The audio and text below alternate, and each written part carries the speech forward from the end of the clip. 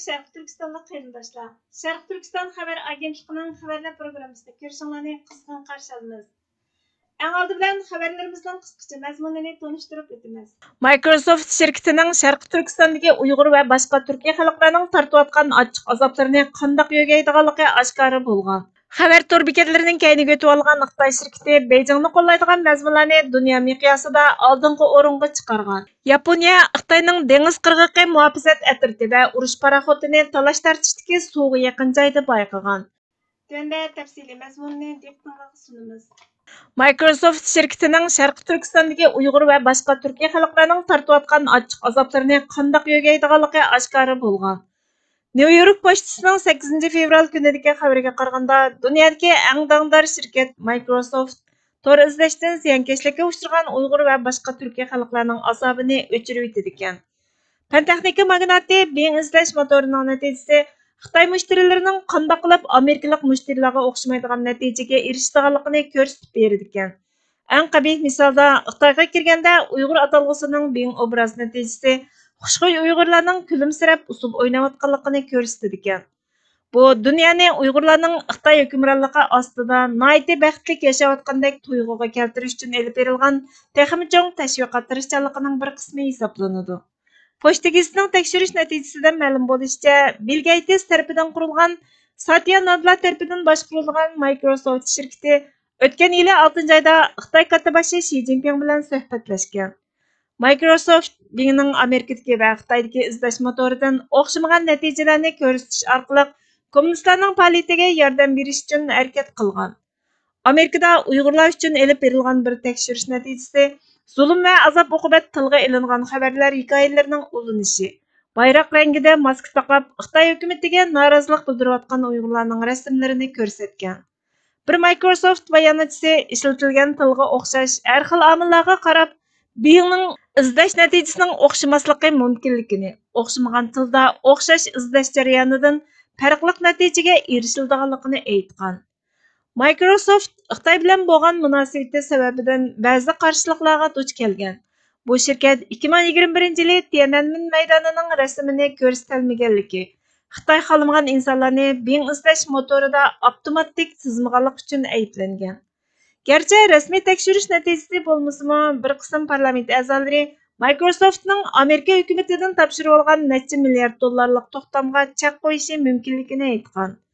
Cumhuriyetçiler Partiyasining raisi Mike Gallagher pochta gazeti muxbiriga Amerika shirkatlari Xitoy kompartiyasi uchun xizmat qilmasligi, aksicha ularning texnikasi va ta'siridan foydalanib, Xitoyning xalqqa yurgizayotgan zulmini tugutishi kerak.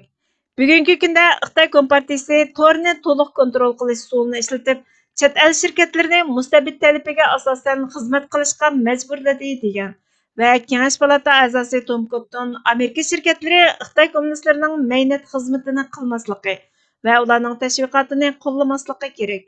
Microsoftning Amerikaliklarning raqibiga yordam qilayotganligi to'g'risidagi xabarlar kishini andishiga soladi degan. Xabar tor bekatlarining kayniga o'tib olgan Xitoy shirkati Beijingni qo'llaydigan mazmunlarni dunyo miqyosida oldingi o'ringa chiqargan. Reuters agentligining 8 fevral kunidagi xabariga qaraganda, raqamli kuzatish organi fuqarolar tajribaxonasining bayqishicha, Yevropa, Osiyo va Latin Amerikasidagi yerlik axborot vositalari sifatida niqoblangan 100 dan ortiq tor bekat Beijingdagi bir ommaviy munosabat shirkatiga munosabatlik keng ta'sir ko'rsatish faoliyatida Xitoyni qo'llaydigan mazmunlarni e'lon qilmoqda ekan.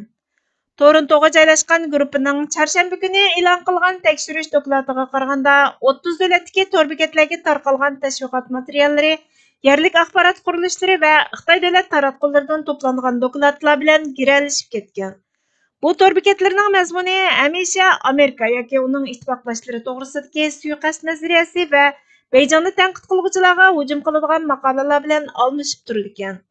Fuqarolar tajribaxonasi bu faoliyatdagi tor bekatlarning birining Italiyaning Rim jurnali ekanligini aytgan. Fuqarolar tajribaxonasi bayqagan tor bekatlardagi mazmunlarning ko'pinchisi Times News Wire nomli axborot e'lon qilish mulozimatidan kelgan ekan. Tadqiqotchi Alberto Fittarelli, garchi bu faoliyatning tor bekatlari bugunga qadar sal qaralgan bo'lsa-mu, ammo bu tor bekatlarning tez suratda ko'payishi va ularning yerlik til va mazmunga moslashishi natijasida yerlik taratqular va nishonliq tomoshabinlar orasida maqsadsiz holda kengayish xavfi tug'iladi degan. Yaponiya Xitoyning dengiz qirg'oqi muhofazat atriti va urush paraxodini talash tartishdagi suvga yaqin joyda bayqagan.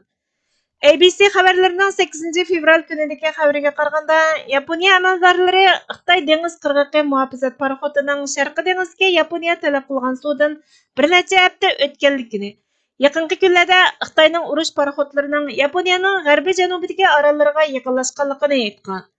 Yaponiya dengiz qirg'oqi muhofazat atritining payshanba kuni bildirishicha, Xitoyning 4 dengiz qirg'oqi muhofazat paraxodining bir paraxodi Beijing talab qilgan Yaponiya kontrolidagi orollarning dengiz tavalligining sirtida uda 49 kun o'tgan. Yaponiya dengiz qirg'oqi muhofazat atriti Xitoyning paraxodlarini Xitoy Diaoyu, yaponlar Senkaku deb ataydigan orollarga yaqinlashmaslikni ogohlantirgan.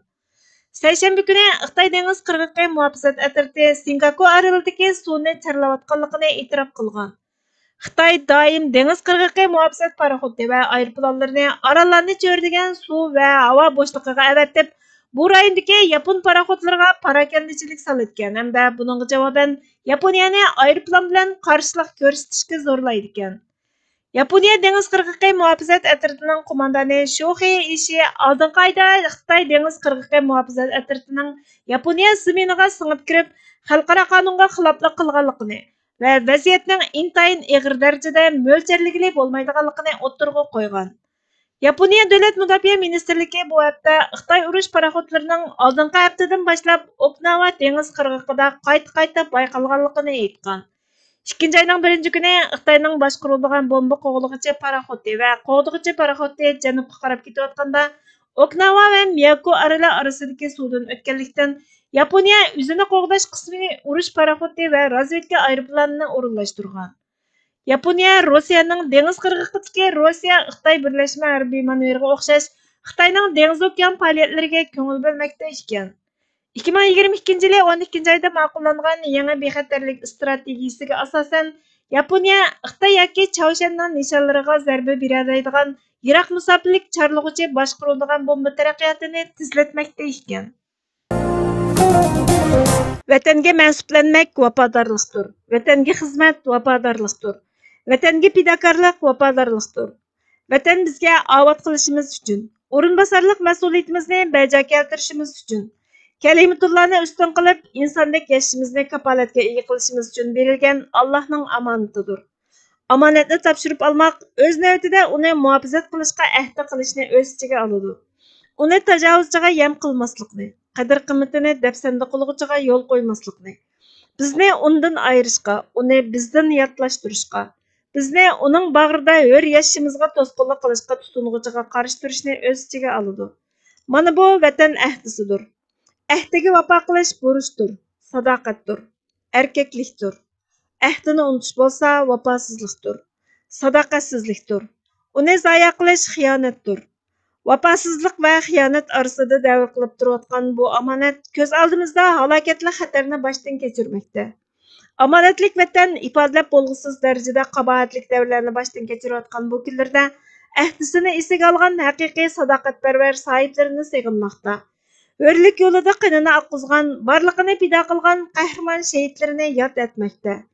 Ularning izbosarlaridan vafo mezoniga o'ltirg'izg'ili bo'g'idek jarangliq sadoni kutmoqda. Tajovuzchilarning dahshatlik dafsanchiliklariga qarshi o'zini muhofazat qilishga borliqini atagan vafodorlik shuuri o'lmagan sodiq qo'shunini saqlab turmoqda. Bo'lmadi deganda duch kelayotgan xatarning ritmini bo'lsa-mu ostiltishga yaraydigan bozorning ahvoliga qarab emas, xatarning darajasiga qarab ish tutishni. Buningdanmi adashga yuzlanayotgan xatarga oldin tug'an selishni biladigan avangardlarni, vafodorlikni qavaşchaqliq haqqoniy pozitsiya bilanmi bo'lsa sahib chiqishni o'ylaydigan vafokor vatan mansublarini kutib turmoqda. Burhan Muhammadning chaylanayotgan Vatan ahdi nomli maqolasidan e'landi. Bizga vaqt ayirganlar uchun ko'pdan-ko'p rahmat. Kelar qatimki programmamizda ko'rishguncha Allohga omonat bo'lgaysizlar.